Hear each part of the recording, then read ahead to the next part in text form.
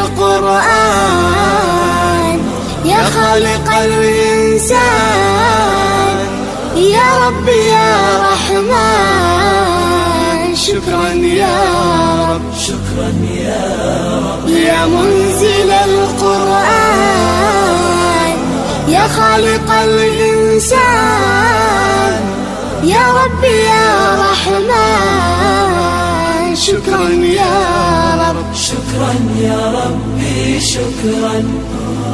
هديت